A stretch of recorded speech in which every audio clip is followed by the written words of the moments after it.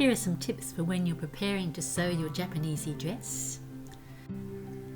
Check to see your patterns printed to the correct size by measuring the test square on page 11. It should be 4 by 4 inches or 10 by 10 centimetres. Have all your pages the right way up, and instead of cutting the edges a few pages at a time with scissors, it's easier to take off 2 of the edges with a metal ruler and a Stanley knife. Leave the fatter edges on and trim off the skinnier edges. That way you'll have more room for the glue. Your pattern is 3 pages wide and 5 pages high.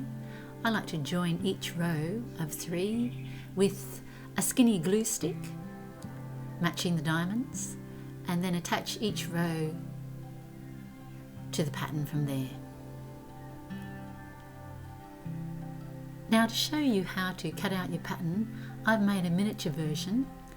This is the selvage, the finished edge of the fabric, and this edge is the cut edge where it was cut off for you at the shop. Fold your fabric in half with the selvages together, then fold it again so that it's in quarters.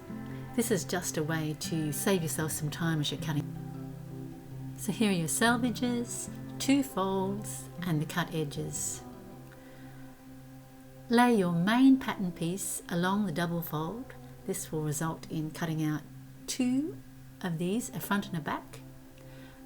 The straps are laid parallel to the selvages. If you cut it like this, you'll end up with 4 straps. You only need 2. So if you like, you can just unfold it and cut 2. You'll need 4 pocket pieces, either of this main fabric or you can cut it out in a contrasting fabric.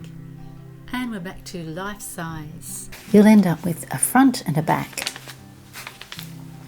The back neckline is higher than the front. For the front neckline, select your size and cut along the right line. I'm doing a size D, so I'm going to cut along this line here. Making sure I've only got one of the pieces, I could just cut along there with scissors, or another way of doing it is using tracing paper. I'm going to insert that here, then use a tracing wheel to trace the line on.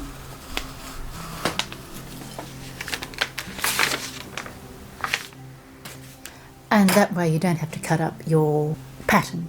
Making sure that you're only cutting one, not both pieces. You can remove the pattern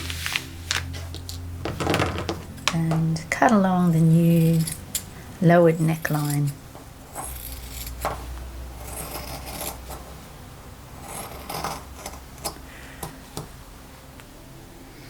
On opening these out, I can see the lowered neckline at the front compared to the higher neckline at the back.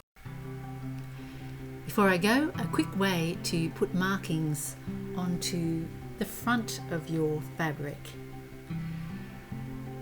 For size D, I need to make 6 marks along these green dots, so I'm punching my way through the paper with a Frixion pen. That's a Frixion pen that you can find in most Australian supermarkets. What's great about them is the marks they make can be erased just with a hot iron. So I'm making 2 sets of 6 marks on the front of the front, and after that we're ready to sew.